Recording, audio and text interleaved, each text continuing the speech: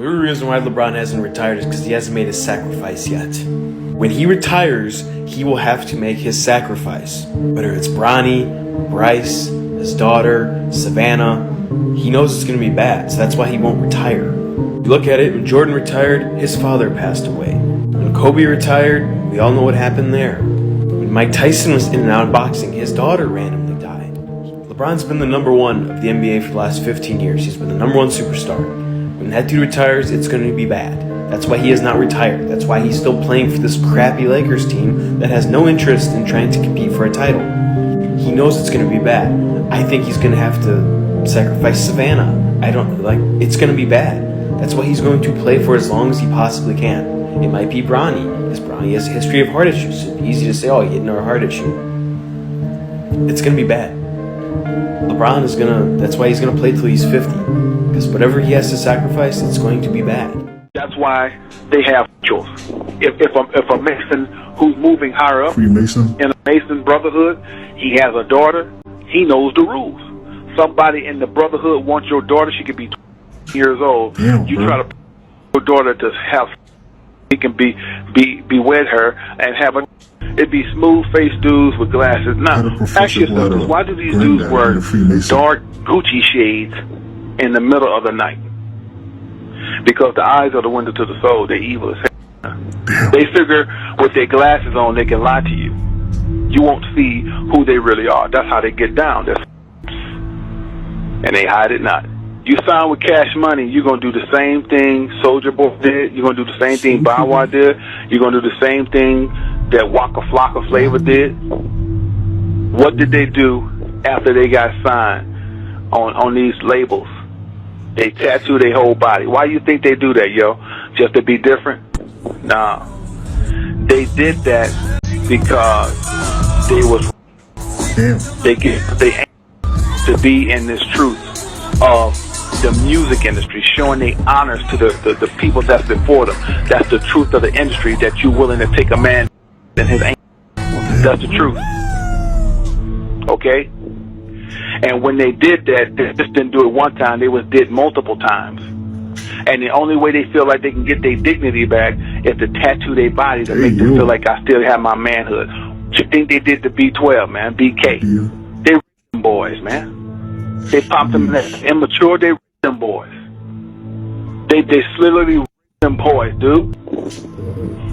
It's just the truth. Some people can handle the truth and some people can't. We don't care.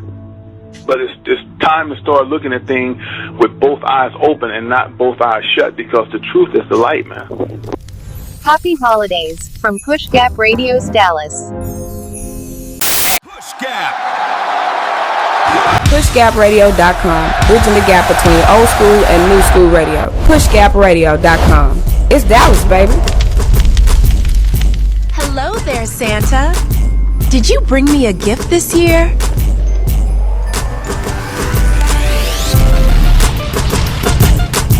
PushGapRadio.com in Hamilton Park, Dallas, Fort Worth. Thank you for logging on to another edition of Shaka 401 in the main event with Jackie O. Bear down, baby. Bear down. Bear down. I'm supposed to record this show yesterday, Saturday. But no. I had to see. See, we went to a Christmas party, Capricorn party on Saturday. You see it. Wait. This side I got it. There you go. You see it. Capricorn. You see it. Yes, sir. Happy birthday to one and all to my Capricorns, man. Making it happen. Happy holidays to you if you're into that sort of thing. You're into that sort of thing. We're about to get into the LeBron James owes a blood sacrifice. Bishop Larry Gaiters has brought this to the forefront along with some other people. But yeah, bear down, baby, bear down. Number one in the NFC Central. Hell of a game. Capricorns, be safe out there, but party, nigga, like a rock star. All right. You know, with Capricorns, baby, we end the year and we open the year. And at the end of the year, we bring you receipts. We show you what you paid. But at the beginning of the year, we bring you invoices because we show your ass what you owe. Real quick before we dive into it, this is just for folks in the Dallas, Texas area, Oak Cliff, in particular. All right. Found this video about this guy. So I thought it would be interesting to find out in beautiful Dallas, Texas, who your favorite chicken spot was. Is it Rudy's, Hall's, Henderson's, or Williams? Now, those of you somewhere else have absolutely no idea what the hell I'm talking about. You live here, you understand. Roll tape.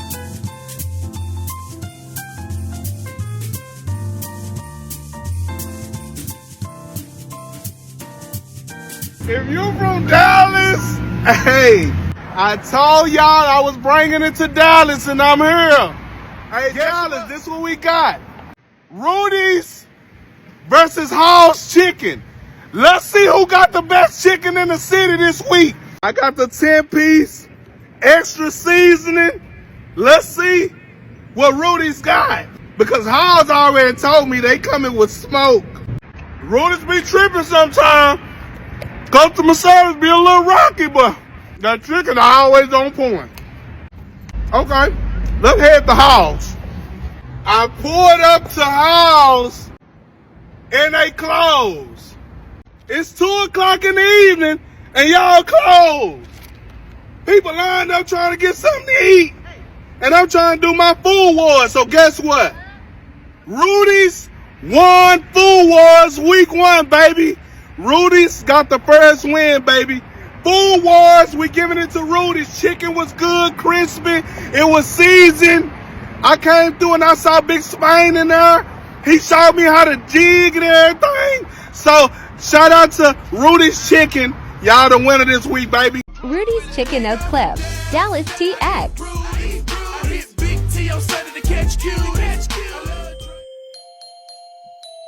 So yeah, cast your votes down in the comments, DFW. Let me know. I'm a Rudy's guy. I don't give a damn where I am in the Metroplex, baby. I am driving to Rudy's. Today's episode is a discussion around comments made about LeBron James by Bishop Larry Gaiters regarding the Illuminati debts the Lakers superstar and the NBA champion may have to pay upon retirement. Now, Bishop Gaiters is a radio host and self-described spiritual leader, known for promoting theories that link high-profile celebrities and athletes to Luciferian or occult rituals. Now, in reference to LeBron James, Bishop Gaiters often discusses the concept of blood sacrifices as a means of maintaining power, fame, and longevity in the public eye. So there's a lot we don't know about. They say that the best way to hide it is to tell it to you up front. Movies, videos, songs, things of that nature. He frames these claims through a lens he calls frame control, suggesting that the elite use secret rituals to manipulate global consciousness. I can believe that. There's a lot of hateful people on the planet. Niggas who don't give a damn. Some people would rather watch the world burn, fam. You probably know a few. You may be him yourself. Would you like to watch the world burn because you don't give a damn? There are people like that roaming the earth. But the good bishop say he often focuses on the idea that success in industries like the NBA is not merely a result of talent or hard work, but is tied to dark spiritual contracts and symbolic events that the public is supposedly blind to. While these claims are widely viewed as unsubstantiated conspiracy theories, Gaiters presents them as a core part of his global spiritual revolution to a large digital and radio audience. He says he's pretty much like Oz, when you pull the curtain back, that is what Bishop Larry Gaiters is trying to accomplish. But yeah, I'll let you hear him speak for himself. Here's Bishop Larry Gaiters on King James on PushGapRadios.com. Dallas, baby.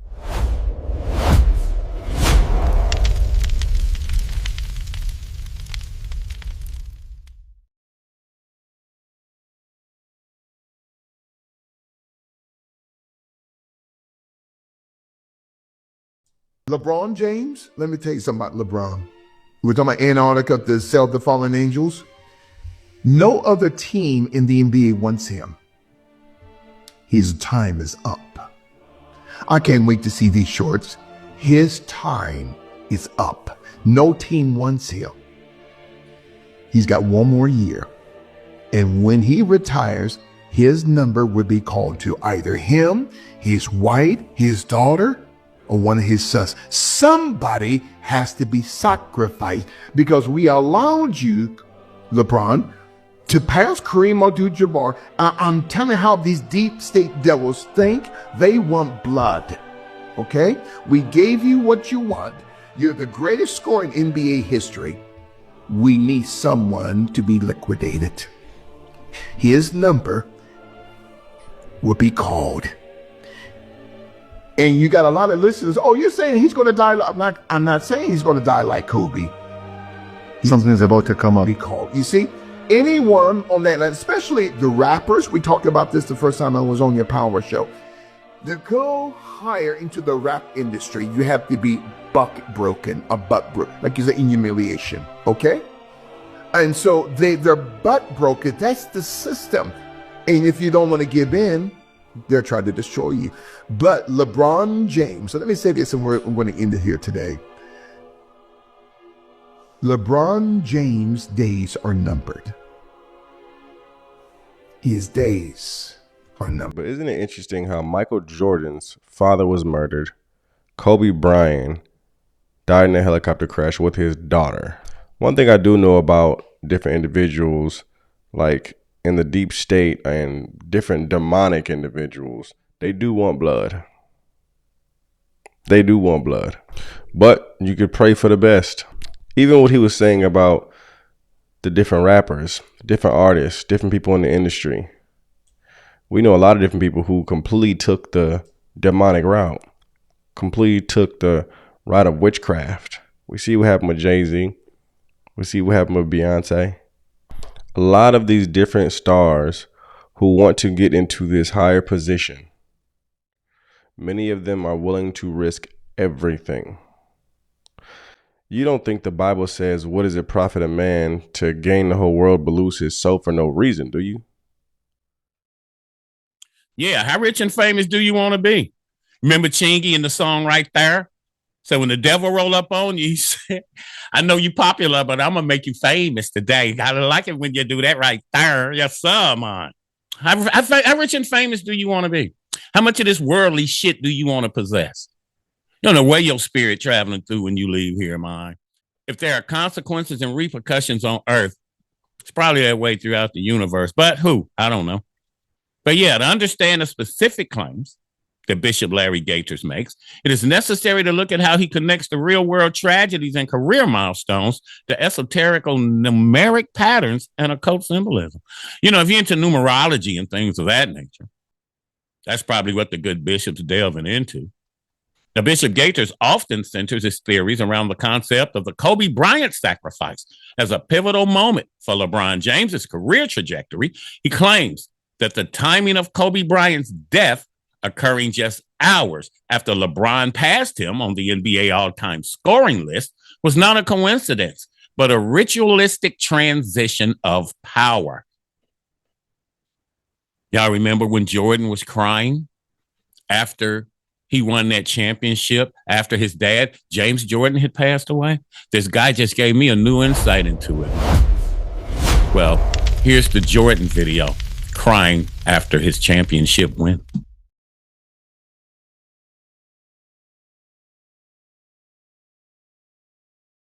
Now y'all see this classic footage of Michael Jordan in the locker room crying, right?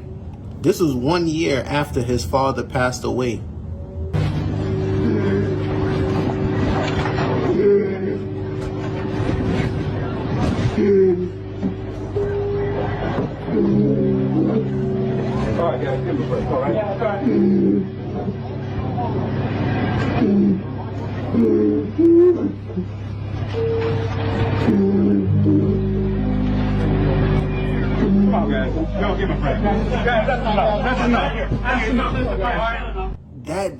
That didn't look like tears of joy to me.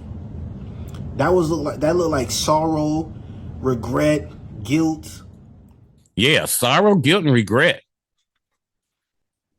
I look at it a lot differently now. You know, when I first seen it, when I first watched it, I guess you could see a little bit about his dad was in him. It was coming out. But the way youngster here just chopped it up, you know what I'm saying? Whew. Different outlook. Was it sorrow, guilt, or regret, too? Furthermore, Gaiters frequently points to LeBron's pregame chalk toss and his chosen one tattoo as public displays of occult allegiance. He interprets these acts not as sports traditions or personal branding, but as the chalk toss, a ritualistic cleansing or blinding of the audience. You've seen it. But everyone has their superstitions, you know, baseball players, everybody. But yeah, the chalk toss. Is it ritualistic or is it just a superstition before a game? The crown imagery, the mockery of the King of Kings title, suggesting LeBron is a physical vessel for an ancient spiritual entity. Career longevity. Bishop Gaiters argues that LeBron's ability to play at an elite level for over 2 decades is the result of a blood contract exerting that the physical preservation of certain athletes is spiritually engineered by secret societies. Well, we are living long, and they say LeBron spent a shitload of money on his health. You know, what was that machine Michael Jackson was in? The hyperbaric chamber or whatnot? Yeah, these guys spent a lot of money, man. But check it out.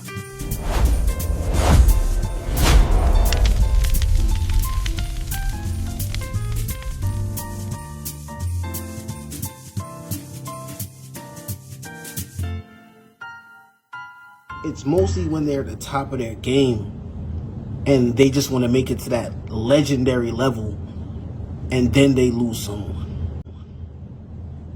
Is that coincidence or is that premeditated? That's what it sounds like to me. And it's just ironic that right after Kobe Bryant retired, right?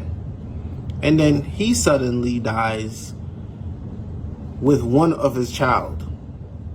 CNN is able to tell you now that NBA star Kobe Bryant was on board that helicopter and is now dead at the age of 41. So this is not irony. This is like, it's like a handbook. It's all looking too familiar.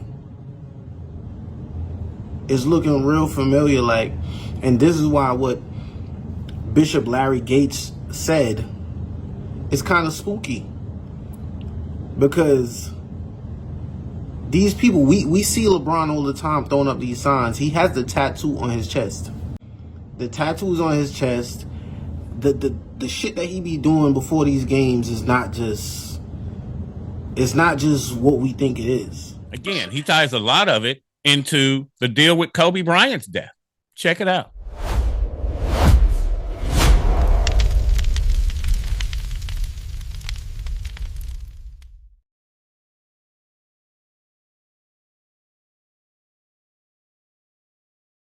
Like, you see Michael Jordan, only reason why he was able to retire is because he made that sacrifice. Michael Jordan was able to fall back and relax, and now all he does, you see Michael Jordan, he's on yachts, he's there, prestigious places, seemingly like he's living the best life. But at what cost? It cost him something, right? So I really do truly feel like LeBron retiring is going to cost him something.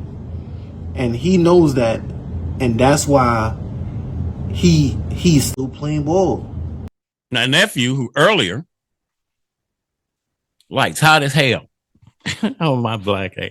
Nephew, though, who was twisting us up earlier about Michael Jordan crying after his win. He earned approximately $94 million during his playing career.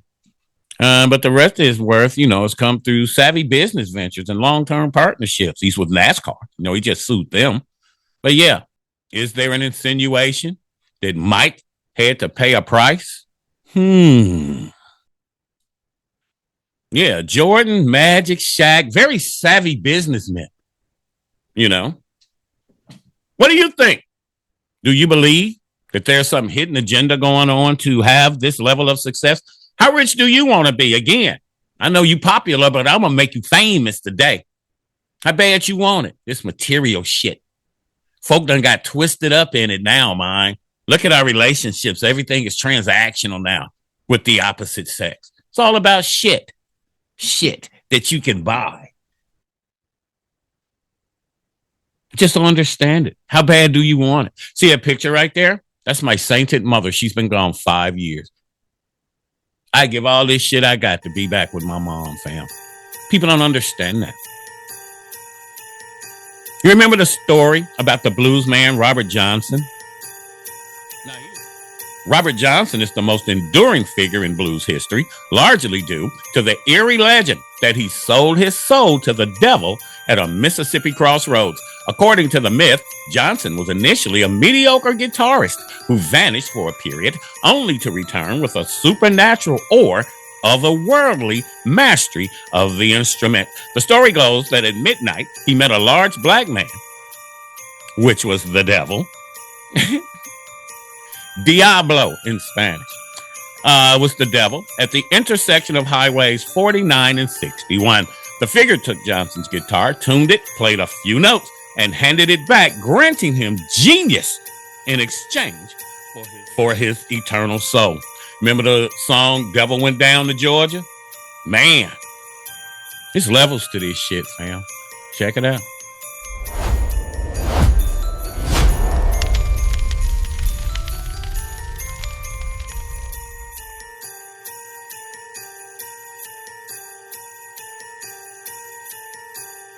It's hard for me to turn off my marketing mind.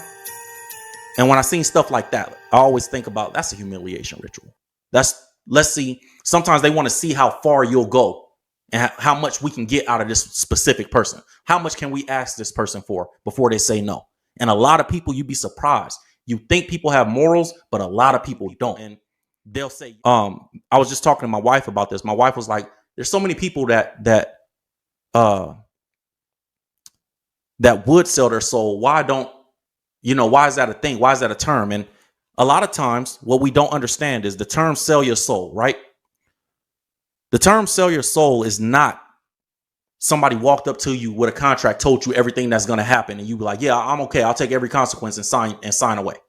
No, selling your soul is you compromising your morals and integrity to achieve a goal because the goal looks charming in the Bible.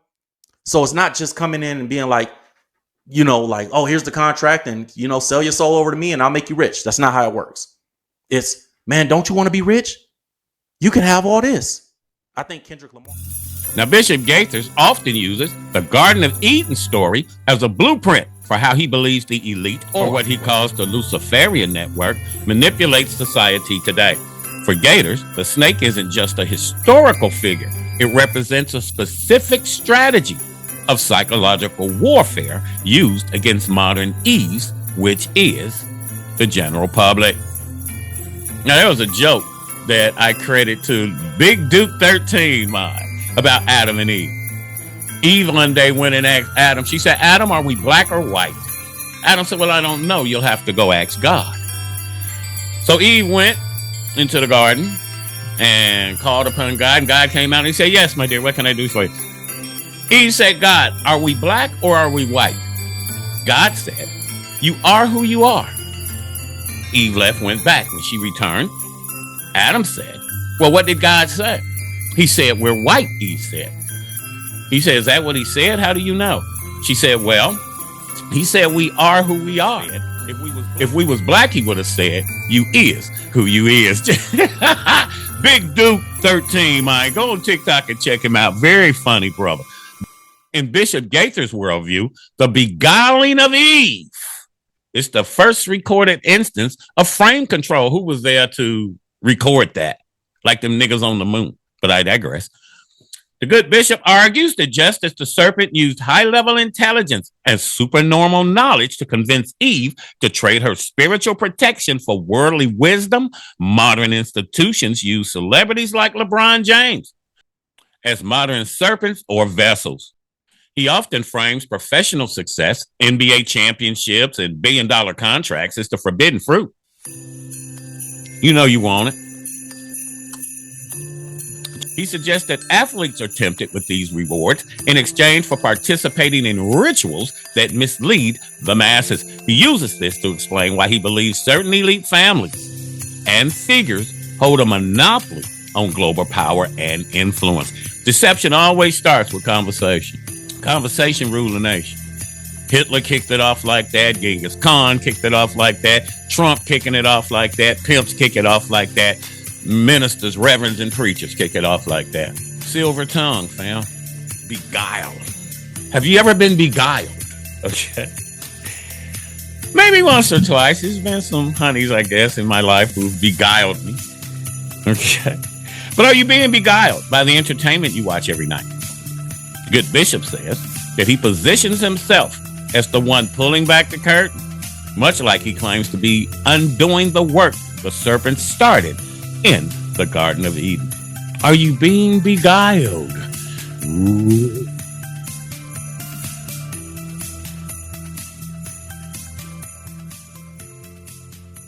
It's not like these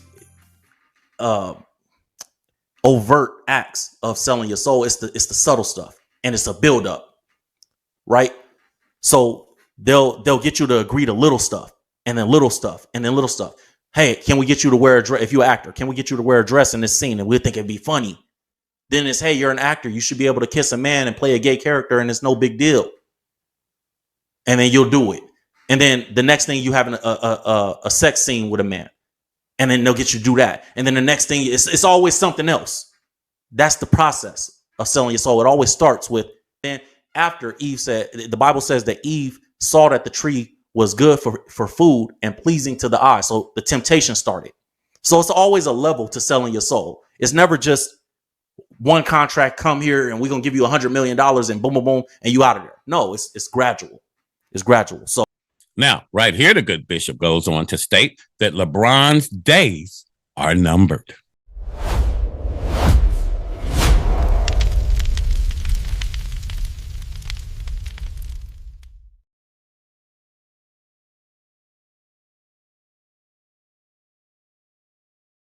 And so their butt broke it. That's the system. And if you don't want to give in, they're trying to destroy you. But LeBron James, so let me say this, and we're going to end it here today. LeBron James' days are numbered. His days are numbered. Now, why won't LeBron retire? Is there something there? Or we just tripping? Nigga.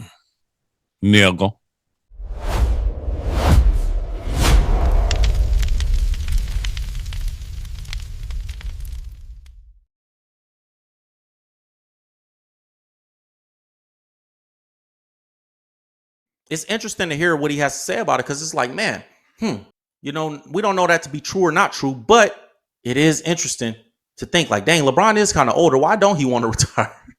You start looking at it like, is there something there? Or are we just being conspiracy theorists? You don't know. It's one of the things that we got to wait and see what happens, right? Yeah. LeBron's tats and rituals, throwing up the chalk. What's that about? Roll tape.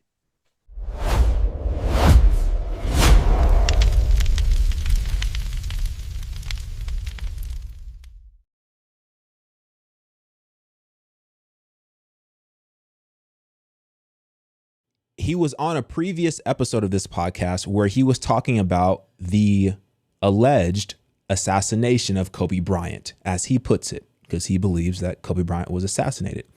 And so this was a previous episode that was posted to the original Apollo podcast on April 25th, 2025. During this episode, he speaks about LeBron James, and he speaks about a potential secret society affiliation as it relates to LeBron James. All right. Y'all know the routine. Let's go. He said, no, I don't need your money. I don't want to be controlled. I don't want to be controlled. And he won an Oscar. He won an Oscar. That's it. You see? And now you got this counterfeit like LeBron James, who has that Boulay logo tattooed on his chest. LeBron James has that Boulay tattooed on his chest. What's the tattoo? Yeah, the Boulay tattoo. If you go to Google Images and type in LeBron James chest tattoo, LeBron James chest tattoo, or that Boulay, B-O-U-L'-E, tattooed on the chest of LeBron James. half male, half female, half lion with breasts, with his right paw on an urn. You are in there to keep the ashes of. You're actually right. That's it. You see? So LeBron James is a Prince Hall Mason, has that boule tattoo on his chest. It's amazing, I know. And so, and I'm going to say this: when LeBron retires, his number would be called 2. Okay, this is how the deep state. He thinks that he's just going to retire, and that's why he doesn't want to retire. And so that tattoo is tattooed on LeBron's chest. You know the former NBA player Dwayne Wade. Correct. Oh, he's messed up. Yeah, messed up. His son, Zion, is now called Zaya. Okay, this is how these black folk do, not just black people, but people within the system. To go to the next level, you have to sacrifice something. This goes back thousands of years during the time of the pharaohs. If a man wanted to have access to Pharaoh, he had to sleep with a male magician. If a woman wanted to have access to Pharaoh, she had to sleep with a female magician. If a parent wanted their child to see Pharaoh, that child had to sleep with a male or female magician. Nothing is. So, you know, what would you sacrifice to get what you want on this earthly plane, fam? This crap that's made in China that you love more than your kids or your parents or your husband or your wife or whatever. What would you do to get it? How far would you go? Would you go to a Diddy party? Would you go to Dubai and get crapped on? They take dumps on them over there from what I heard. I don't know. But earthly sacrifices, Matthew 16:26 says, what good will it be for someone to gain the whole world, yet forfeit their soul? Hello there, Santa. Did you bring me a gift this year?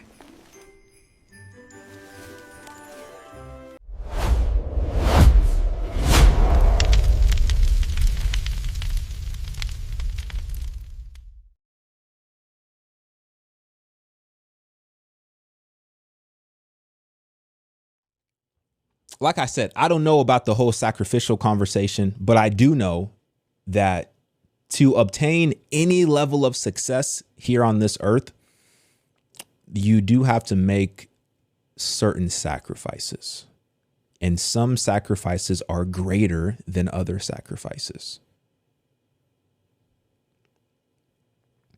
I mean, even from the standpoint of just saying that, hey, you know, I want to be the best in my industry. Well, in order to be the best in your industry, something in your life has to take the back seat. Like if you're going to prioritize your career, then that means everything else has to take the back seat. And oftentimes that means your family, that means your children, that means your wife, that means God, oftentimes, because you're devoting so much of your time and your energy into your craft. So along the way, you have those sacrifices that are taking place. But then, yeah, you do have those larger sacrifices that we've heard spoken about, that we've heard rumors of. Once you start to really climb up the ladder and once you really start to see the true 1% success, we've heard about those types of sacrifices. And like I said, just knowing the spiritual realm and just knowing the darkness that's out there and just knowing that, you know, the devil literally offered Jesus the ultimate sacrifice, right? Sacrifice the reason why you came here. Sacrifice who you are, essentially. Like, and I'll give you all of this. Right? I'll give you all the success and I'll give you all of this when he was tempted. So, yeah, interesting conversation. Let me know what you think. Get in my comments, like this video. I'm out, y'all. Yeah, it's real wild out here in mine. The reality versus the myth. The longevity debate. Ritual or Regiment? Bishop Gaiters claims LeBron's 22-season dominance is physically impossible without a spiritual contract. But when we look at the $1.5 million a year that LeBron spends on biohacking, cryotherapy, and world-class training, and a world-class training staff. Not to mention his Capricorn freakish genetics, baby. Okay? Where do we draw the line? Is his longevity a sign of supernatural help, or is it just the ultimate example of what happens when elite discipline meets modern science? A major part of this rumor lies on gematria, which is the connecting of dates and jersey numbers to link Kobe Bryant's passing to LeBron's scoring record. My question for the room is, are we actually seeing a coded script by the elite, or is the human brain simply wired to find patterns in tragedy to make sense of the senseless? If you look hard enough for a number, you'll always find it. Like if you go through somebody's phone, whenever you go out looking for shit, you're going to find it. Then when you do, your damn feelings hurt. Maybe, just maybe, stay out of another nigga's business. The power of symbols, tradition versus transformation. LeBron's Choctaws and Chosen One branding are staples of his career. Bishop Gaiters calls them Luciferian rituals, but athletes have used pregame rituals for decades to find focus and to calm their nerves. Does a symbol have power because of its occult origin, or does it only have the power the audience decides to give it? Are we looking at a ritual or just a very successful marketing campaign? That's our deep dive into the good Bishop Larry Gaiters' theories, mine. Whether you believe there's a spiritual war happening on the hardwood, or you think this is just a deep dive down a rabbit hole of misinformation, we want to hear from you. Put it down in the comments. Do you think any of this that's going down, this level of success, particularly to black people? There's 40 million black people. They say they only use about 10,000 to try to convince you that your ass can be Jay-Z, that your ass can be Beyonce, that your ass could be, that your ass could be. When really, just really, what are you willing to give up? I know you popular, but do you want to be famous? Leave a comment below. Do you think there's truth to the ritual side of sports, or is it a disrespect to the hard work these athletes put in? Don't forget, hit that subscription button and ring the bell so you don't miss our next breakdown. We will be back January 11th of 2026. It's my birthday, Christmas Day, as you well know by now. So yeah, I got to take off and party like a damn rock star. Capricorn, stand up, baby. Do something for yourself, man. Get out the house with your old ass and go and do something. We're digging into the stories everyone else is afraid to touch. Thanks for rocking with us. See you on the next one. Devastating, titillating, definitely invigorating. Not like I'm insinuating that I think we're stimulating. Reason that we get good ratings because we don't be perpetrating. All we got to do is touch a microphone. Happy holidays from everyone here, from our family to yours, at pushgapradios.com. Capricorn, see you in 2026. Pushgapradios.com. Dallas, baby. And we're out. Pushgapradios.com. We finna take over this town like street sweepers. That's gangsta, Pushgapradios.com. Bridging the gap between old school and new school radio. Pushgapradios.com. It's Dallas, baby.